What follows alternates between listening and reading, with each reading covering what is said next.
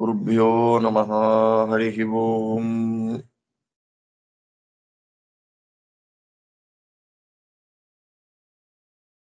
ಜಾನಕಿ ವದನಾಂಭೋಜ ಭಾನವೇ ಕಥಯೇ ಸತಾಂ.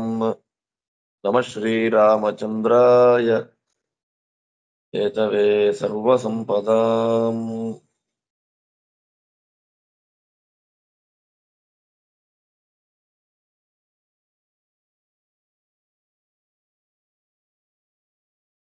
ಬೃಹತಿ ಸಹಸ್ರ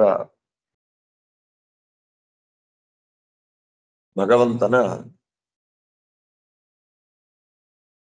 ಅನಂತ ರೂಪಗಳನ್ನ ಪ್ರತಿಪಾದನೆ ಮಾಡುವಂತಹ ಒಂದು ಶಸ್ತ್ರ.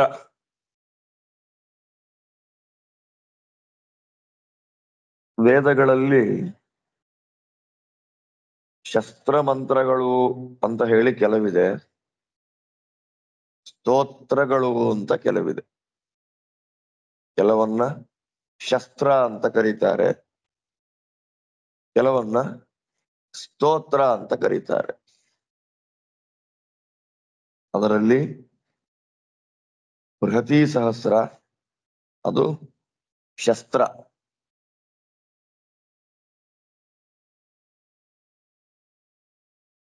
ಶಸ್ತ್ರ ಅಂದ್ರೇನು, ಸ್ತೋತ್ರ ಅಂದ್ರೇನು? ಶಸ್ತ್ರಕ್ಕೂ ಸ್ತೋತ್ರಕ್ಕೂ ಡಿಫ್ರೆನ್ಸಿಯೇಟ್ ಮಾಡೋದು ಹೇಗೆ? ಎಲ್ಲಾ ಮಂತ್ರ ಒಂದೇ ಅಲ್ವಾ? ಆಗಿರ್ಬೇಕಾದ್ರೆ ಇದನ್ನ ಶಸ್ತ್ರ ಅಂತ ಹೇಗ್ ಕರೆಯೋದು, ಇದನ್ನ ಸ್ತೋತ್ರ ಅಂತ ಹೇಗೆ ನೋಡೋದು ಅಂದ್ರೆ ಅದಕ್ಕೆ ಶಾಸ್ತ್ರಕಾರರು ತಿಳಿಸ್ಕೊಡ್ತಾರೆ. ಪ್ರಗೀತ ಗುಣಿನಿಷ್ಠ ಗುಣಾಭಿಧಾನಂ ಸ್ತೋತ್ರಂ ಅಂತ. ಸ್ತೋತ್ರ ಅಂದ್ರೆ ರಾಗವಾಗಿ ದೇವರ ಗುಣಗಾನವನ್ನ ಮಾಡೋದು. ಅದು ಗುಣಿನಿಷ್ಠ ಗುಣಾಭಿಧಾನಂ ಅಂತ. ಗುಣಿ ಅಂತಂದ್ರೆ ಗುಣವುಳ್ಳವನು ಅಂತ ಅರ್ಥ. ಭಗವಂತನ ಅಂದ್ರೆ ಯಥಾರ್ಥವಾದ ಗುಣಚಿಂತನೆಯನ್ನ ಮಾಡೋದು. ರಾಗವಾಗಿ ಛಂದೋಬದ್ಧವಾಗಿ. ಋಷಿ ಛಂದೋ ದೇವತೆಗಳು ಅಂತ ಹೇಳ್ತೀವಿ. ಯಾವುದೇ ಮಂತ್ರ ಹೇಳ್ಬೇಕಾದ್ರೂ ಅದಕ್ಕೊಬ್ಬ ಋಷಿ, ಒಂದು ಛಂದಸ್ಸು, ಒಬ್ಬ ದೇವತೆ. ಇದು ಮೂರು ಮಿನಿಮಮ್ ಬೇಸಿಕ್.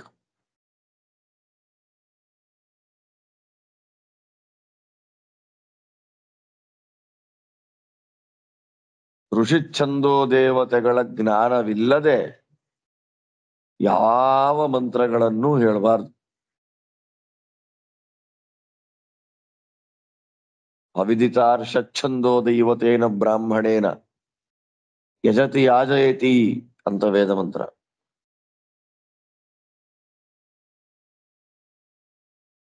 ಆದ್ದರಿಂದ ಋಷಿ, ಛಂದಸ್ಸು, ದೇವತೆ, ಈ ಋಷಿ ಛಂದೋ ದೇವತೆಗಳಿಂದ ಕೂಡಿದ ಒಂದು ಮಂತ್ರ ಏನಿದೆ, ರಾಗವಾಗಿ ಹೇಳುವಂತಹ ಮಂತ್ರ ಏನಿದೆ, ಈ ಪುರುಷ ಸೂಕ್ತ, ಅಂಬ್ರಣಿ ಸೂಕ್ತ, ಮನ್ಯು ಸೂಕ್ತ, ಇದೆಲ್ಲ ಫಾರ್ ಎಕ್ಸಾಂಪಲ್. ಇದನ್ನ ಸ್ತೋತ್ರ ಅಂತ ಕರೆದ್ರು. ಸಾಮಗಾನನು ಇಟ್ಕೋಬಹುದು ಸ್ತೋತ್ರ ಅಂತ. ಅದೇ ಶಸ್ತ್ರ ಅಂದ್ರೆ ಅಪ್ರಗೀತ ಗುಣಿನಿಷ್ಠ ಗುಣಾಭಿಧಾನಂ ಶಸ್ತ್ರಂ. ಅಪ್ರಗೀತ. ಸ್ತೋತ್ರ ಅಂದ್ರೆ ಪ್ರಗೀತ, ಶಸ್ತ್ರ ಅಂತ ಹೇಳಿದ್ರೆ ಅಪ್ರಗೀತ. ಇಲ್ಲಿ ರಾಗವಾಗಿ ಹೇಳೋ ವ್ಯವಸ್ಥೆ ಇಲ್ಲ, ಹೇಳ್ತಾ ಇರೋದು. ಸ್ವರಬದ್ಧವಾಗಿ ಹೇಳುವುದನ್ನ ಸ್ತೋತ್ರ, ಸ್ವರವಿಲ್ಲದೆ ಹೇಳುವುದನ್ನ ಶಸ್ತ್ರ. ಅದಕ್ಕೆ ಸ್ವರ ಇಲ್ಲ, ಸ್ವರಾದಿಗಳ ನಿಯಮ ಇಲ್ಲ. ಉದಾತ್ತ, ಅನುದಾತ್ತ, ಸ್ವರಿತ, ಪ್ರಚಯ ಮೊದಲಾಗಿರತಕ್ಕಂತಹ ಯಾವ ಸ್ವರದ ನಿಯಮ ಶಸ್ತ್ರಮಂತ್ರಗಳಿಗೆ ಇಲ್ಲ. ಅಂತಹ ಶಸ್ತ್ರಮಂತ್ರ ಬೃಹತಿ ಸಹಸ್ರ.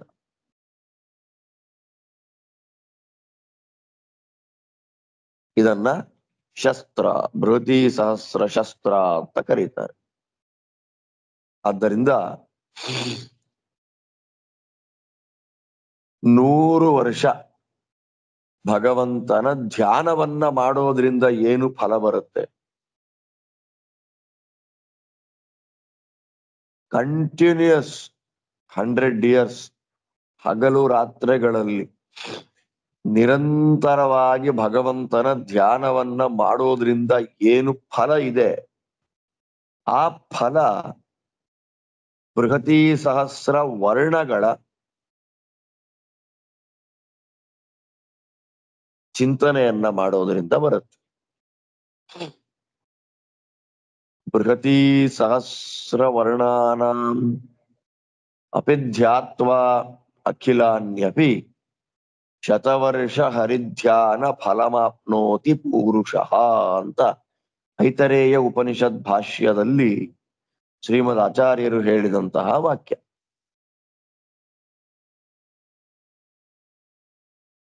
ಬೃಹತಿ ಸಹಸ್ರದ ಒಂದೊಂದು ಅಕ್ಷರಗಳನ್ನ ನಾವು ಚಿಂತನೆ ಮಾಡೋದ್ರಿಂದ, ಅಂದ್ರೆ ಬೃಹತಿ ಮಂತ್ರಗಳನ್ನ ಅರ್ಥಾನುಸಂಧಾನ ಮಾಡೋದ್ರಿಂದ 100 ವರ್ಷ ಭಗವಂತನ ಧ್ಯಾನ ಮಾಡಿದ್ದಕ್ಕೆ ಏನು ಫಲ ಬರಬೇಕು, ಆ ಫಲ ಅಂದ್ರೆ ಅಷ್ಟು ಶ್ರೇಷ್ಠ ಅಂತ. ಭಗವಂತನಿಗೆ ಅನ್ನ ಇದು, ಸಸ್ಯಮೇ ಅನ್ನಂ ದಕ್ಷಿಣಂ ಅಂತ ಭಗವಂತ ಹೇಳುವಂತಹ ಮಾತು. ಭಗವಂತನಿಗೆ ಅನ್ನದಂತೆ ಇರುವ ಒಂದು ಗ್ರಂಥ, ಒಂದು ಮಂತ್ರ, ಶಸ್ತ್ರ, ಅದು ಬೃಹತಿ ಸಹಸ್ರ. ಆದ್ದರಿಂದ ಇಂತಹ ಬೃಹತಿ ಸಹಸ್ರ ಮಂತ್ರದ ಪಾರಾಯಣ, ಬೃಹತಿ ಸಹಸ್ರ ಮಂತ್ರಗಳ ಅರ್ಥಾನುಸಂಧಾನ, ಮತ್ತೆ ಇದಕ್ಕೂ ವಿಷ್ಣು ಸಹಸ್ರನಾಮಕ್ಕೂ ಇರುವಂತಹ ಸಂಬಂಧ,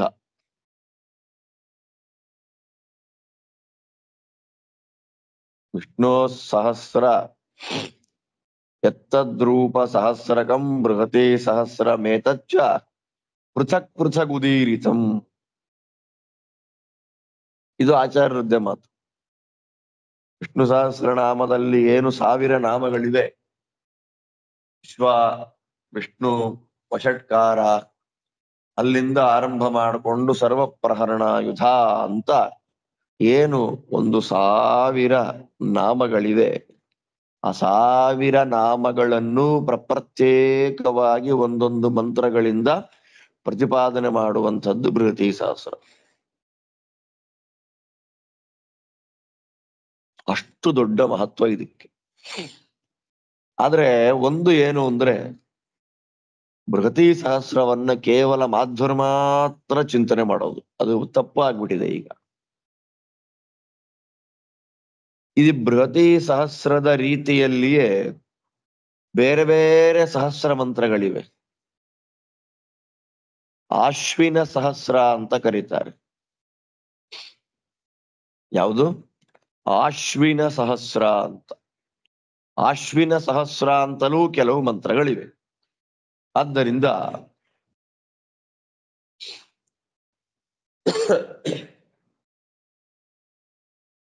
ಈ ಬೃಹತಿ ಸಹಸ್ರ ಮಂತ್ರಗಳಂತೆ ಆಶ್ವಿನ ಸಹಸ್ರ ಮಂತ್ರಗಳು ಅಂತಲೂ ನಮ್ಮಲ್ಲಿವೆ.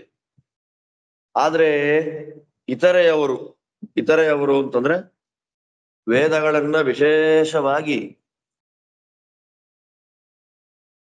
ಅಧ್ಯಯನ ಮಾಡುವಂತಹ ವ್ಯಕ್ತಿಗಳು, ವೈದಿಕರು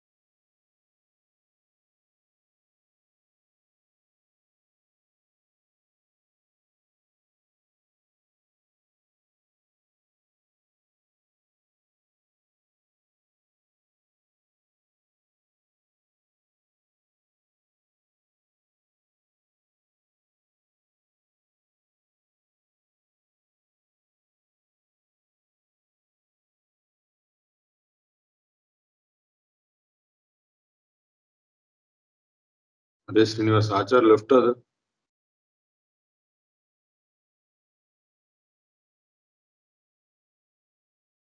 ಬರ್ತಾರೆ ಆಚಾರ ಬರ್ತಾರೆ, ವೇಟ್ ಮಾಡಿ.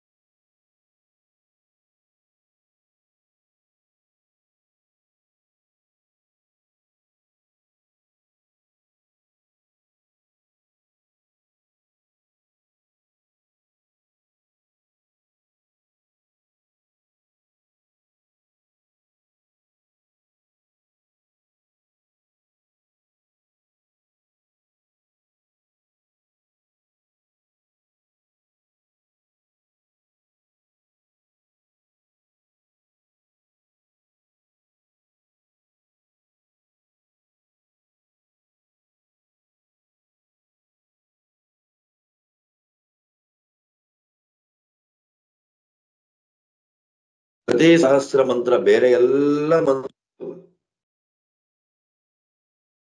ಈ ಶ್ರೀ ಸೂಕ್ತ, ಪುರುಷ ಸೂಕ್ತ, ಅಂಬ್ರಣಿ ಸೂಕ್ತ ಮೊದಲಾಗಿರ್ತಕ್ಕಂತಹ ಬೇರೆ ಬೇರೆ ಮಂತ್ರಗಳೇನಿದೆ, ಎಲ್ಲ ಮಂತ್ರಗಳು ಸಿದ್ಧ ಮಂತ್ರ ಅಂತ ಕರೀತಾರೆ.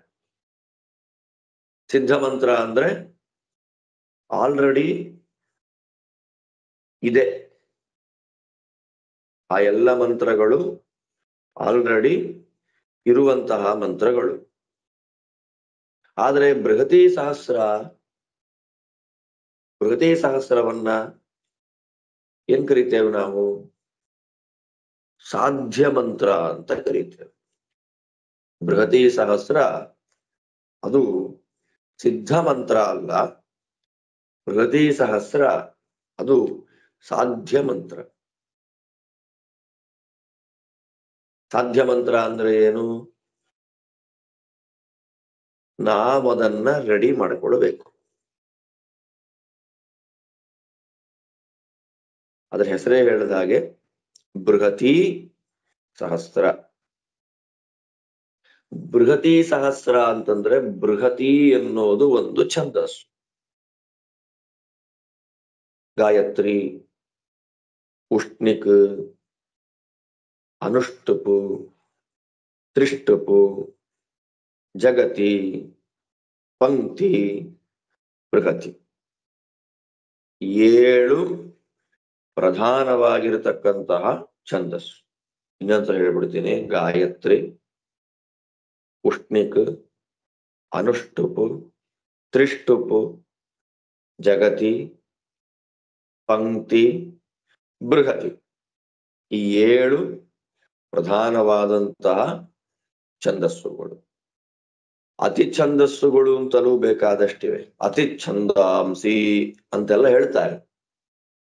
ಇಲ್ಲಿ ಅದೆಲ್ಲ ಬೇರೆ. 32 ಅಕ್ಷರಗಳಿಂದ ಯಾವುದಾದ್ರೂ ಮಂತ್ರ ಇದ್ರೆ ಅದನ್ನ ಅನುಷ್ಟುಪ್ ಛಂದಸ್ಸು. ಎಷ್ಟಕ್ಷರ? 32 ಅಕ್ಷರಗಳಿಂದ ಕೂಡಿದ ಮಂತ್ರ, ಅದು ಅನುಷ್ಟುಪ್. ಅದೇ ರೀತಿಯಲ್ಲಿ ಇಂತಹ ಕೆಲವು ಅಕ್ಷರಗಳಿಂದ ಕೂಡಿದ ತ್ರಿಷ್ಟುಪ್ಪು, ಜಗತಿ, ಅನುಷ್ಟುಪ್ಪು, ಪಂಕ್ತಿ ಹಾಗೆಲ್ಲ. ಹಾಗೆ 36 ಅಕ್ಷರಗಳಿಂದ ಕೂಡಿದ ಮಂತ್ರವನ್ನ ಬೃಹತಿ ಅಂತ ಕರೆಯೋದು. 36 ಅಕ್ಷರ ಇರ್ಬೇಕು ಅದಕ್ಕೆ. ಅದರ ಮೀಟರ್ 36. ಆದರೆ ಋಗ್ವೇದದಲ್ಲಿ 36 ಅಕ್ಷರಗಳಿಂದ ಕೂಡಿದ ಬೃಹತಿ ಛಂದಸ್ಸಿನ 1000 ಮಂತ್ರಗಳು ಇಲ್ವೇ ಇಲ್ಲ. ಅನುಷ್ಟುಪ್ ಛಂದಸ್ಸಿನ ಮಂತ್ರಗಳು ಸಿಕ್ಕಿಬಿಡುತ್ತೆ. ಆದರೆ 36 ಅಕ್ಷರಗಳಿಂದ ಕೂಡಿದ ಬೃಹತಿ ಛಂದಸ್ಸಿನ 1,000 ಮಂತ್ರಗಳು ನಮಗಿವತ್ತು ಸಿಗೋದಿಲ್ಲ. ಇಲ್ಲ. ಅದಕ್ಕೇನ್ ಮಾಡ್ಬೇಕು? 36 ಅಕ್ಷರಗಳಿಂದ ಕೂಡಿದ 1000 ಮಂತ್ರಗಳು ಅಂದ್ರೆ ಎಷ್ಟು ಮಂತ್ರಗಳು ಇದೆ ಅಷ್ಟನ್ನ ನಾವ್ ಇಟ್ಕೊಳ್ಬೇಕು. ಎಷ್ಟು ಇಲ್ಲ ಅದನ್ನ ನಾವು ಸಂಪಾದನೆ ಮಾಡ್ಬೇಕು. ಅಂದ್ರೆ ನಾವೇ ಅದನ್ನ ರೆಡಿ ಮಾಡ್ಕೊಳ್ಬೇಕು. ಆ ರೆಡಿ ಮಾಡ್ಕೊಳ್ಳೋದು ಹೇಗೆ? ಇಷ್ಟ ಬಂದಾಗ ಮಾಡ್ಬಿಡೋದಾ ಅಂತಂದ್ರೆ ಆ ರೆಡಿ ಮಾಡುವ ವಿಧಾನವನ್ನು ಕೂಡ ನಮಗೆ ಶಾಸ್ತ್ರ ತಿಳಿಸಿಕೊಟ್ಟಿದೆ. ಅದನ್ನೇ ಶ್ರೀಮದ್ ಆಚಾರ್ಯರ ಕರ್ಮ ನಿರ್ಣಯ ಅನ್ನುವಂತಹ ಗ್ರಂಥದಲ್ಲಿ ಈ ಬೃಹತಿ ಸಹಸ್ರವನ್ನ ಸಂಪಾದನೆ ಮಾಡುವ ಪ್ರಕಾರ, ಸಂಪಾದನೆ ಮಾಡಿದ್ರೆ ಏನು ಫಲ ಬರುತ್ತೆ ಅದೆಲ್ಲ ತಿಳಿಸಿಕೊಟ್ಟಿದ್ದಾರೆ. ಅದರ ನಮಗೆ ಸಿಗುವಂತ ವಿಷಯ ಅಲ್ಲ ಬಿಡಿ, ಅದಲ್ಲ. ನಾವು ಬೃಹತಿ ಸಹಸ್ರ ಮಂತ್ರ ರೆಡಿ ಮಾಡ್ಕೊಂಡ್ಬಿಡ್ತೀವಿ ಅಂದ್ರೆ ಸದ್ಯ ರೆಡಿ ಆಗಿರೋ ಮಂತ್ರ ಅರ್ಥ ಮಾಡ್ಕೊಳ್ಳೋದೇ ಕಷ್ಟ ಆಗಿದೆ. ಬೃಹತಿ ಸಹಸ್ರವನ್ನ ಪಾರಾಯಣ ಮಾಡೋರು ತುಂಬಾ ದುರ್ಲಭ ಆಗಿಬಿಟ್ಟಿದ್ದಾರೆ ಮಾಧ್ವರಲ್ಲಿ. ಎಲ್ಲೋ ಕೆಲವರು ಮಾತ್ರ ಪಾರಾಯಣ ಮಾಡೋದು, ಶುದ್ಧವಾಗಿ ಪಾರಾಯಣ ಮಾಡೋರೇ ಇಲ್ಲ. ಇನ್ನು ಅರ್ಥ ಚಿಂತನೆಯನ್ನ ಮಾಡಿದ್ದು ಬಹಳ ದೂರ. ಬೃಹತಿ ಸಹಸ್ರ ಮಂತ್ರಗಳ ಅರ್ಥಾನುಸಂಧಾನವನ್ನ ಮಾಡಿಕೊಂಡಿದ್ದೇವೆ, ನಮಗೆ ಬೃಹತಿ ಸಹಸ್ರ ಮಂತ್ರದ ಪಾಠ ಆಗಿದೆ ಅಂತ ಅನ್ನೋರು ತುಂಬಾ ದೂರ, ಬಹಳ ಕಷ್ಟ ಇದೆ.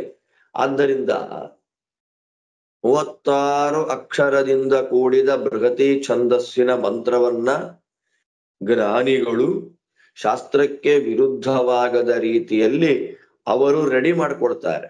ಆದ್ದರಿಂದ ಬೃಹತಿ ಸಹಸ್ರ ಮಂತ್ರ ಅದು ಸಿದ್ಧವಲ್ಲ, ಅದು ಸಾಧ್ಯ. ಯಾಕೆ? ಸಾಧ್ಯ ಮಂತ್ರ ಆಗುವಾಗ ಒಂದು ಅಕ್ಷರ ಹೆಚ್ಚು ಕಡಿಮೆ ಆಗಿಬಿಟ್ರು ಕೂಡ ಬಹಳ ಸಮಸ್ಯೆ ಅನ್ನೋದು ಬರುತ್ತೆ. ಆದ್ದರಿಂದ ತಿಳಿದವರು, ಅಪರೋಕ್ಷ ಜ್ಞಾನಿಗಳು ಅದನ್ನ ರೆಡಿ ಮಾಡ್ಬೇಕು. ಆದ್ದರಿಂದಲೇ ಶೇಷಚಂದ್ರಿಕಾಚಾರ್ಯರು ದೊಡ್ಡ ಅಪರೋಕ್ಷ ಜ್ಞಾನಿಗಳಾದ್ದರಿಂದ ಅವರು ಶಾಸ್ತ್ರೋಕ್ತವಾದ ಆಚಾರ್ಯೋಕ್ತವಾದ ಒಂದು ಕ್ರಮದಲ್ಲಿ ಬೃಹತಿ ಸಹಸ್ರ ಮಂತ್ರವನ್ನ ರೆಡಿ ಮಾಡಿ ನಮಗ್ ಕೊಡ್ತಾರೆ. ಕಾರಣ, ಶೇಷಚಂದ್ರಿಕಾಚಾರ್ಯರ ವ್ಯಾಖ್ಯಾನದ ಶೈಲಿ, ಬೃಹತಿ ಸಹಸ್ರಕ್ಕೆ ವ್ಯಾಖ್ಯಾನವನ್ನ ಬೇಕಾದಷ್ಟು ಜನ ಬರೆದಿದ್ದಾರೆ. ಆದ್ರೆ ಮೋಸ್ಟ್ ಫೇಮಸ್ ಆದಂತಹ ವ್ಯಾಖ್ಯಾನ ತತ್ವಸಾರ. ಇವಾಗ ನಾವೇನು ಕೇಳ್ತೀವಿ ಪಾಠ ಅದರದ್ದು. ಕಾರಣ, ಆಚಾರ್ಯರು ಏನು ಐತರೇಯ ಭಾಷ್ಯದಲ್ಲಿ ಹೇಳ್ತಾರೆ, ವಿಷ್ಣು ಸಹಸ್ರನಾಮಕ್ಕೂ ಬೃಹತಿ ಸಹಸ್ರನಾಮಕ್ಕೂ ಡೈರೆಕ್ಟ್ ಲಿಂಕ್ ಇದೆ, ವ್ಯಾಖ್ಯಾನ ವ್ಯಾಖ್ಯೇಯ ಭಾವ ಇದೆ, ಬೃಹತಿ ಸಹಸ್ರಕ್ಕೂ ವಿಷ್ಣು ಸಹಸ್ರನಾಮಕ್ಕೂ ಅಂತ ಏನ್ ಆಚಾರ್ಯರು ಹೇಳ್ತಾರೆ ಅದನ್ನ ಪ್ರೂವ್ ಮಾಡಿ ತೋರಿಸಿದ ವ್ಯಾಖ್ಯಾನ. ಬೃಹತಿ ಸಹಸ್ರ ಮಂತ್ರದ ಈ ಅಕ್ಷರಗಳಿಂದ ಪ್ರತಿಪಾದ್ಯವಾಗುವಂಥದ್ದು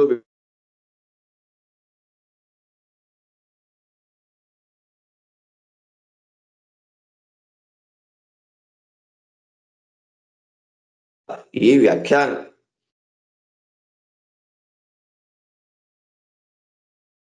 ಆದ್ದರಿಂದ ಸಿದ್ಧ ಮಂತ್ರ ಬಹಳ ಸುಲಭ,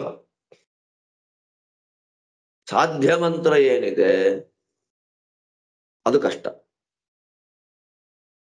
ಅದರಿಂದ ಬೃಹತಿ ಸಹಸ್ರ ಯಾಕೆ ಕಷ್ಟ ಆಯಿತು ಅಂದ್ರೆ ಅದು ಸಾಧ್ಯ ಮಂತ್ರವಾದ್ದರಿಂದ.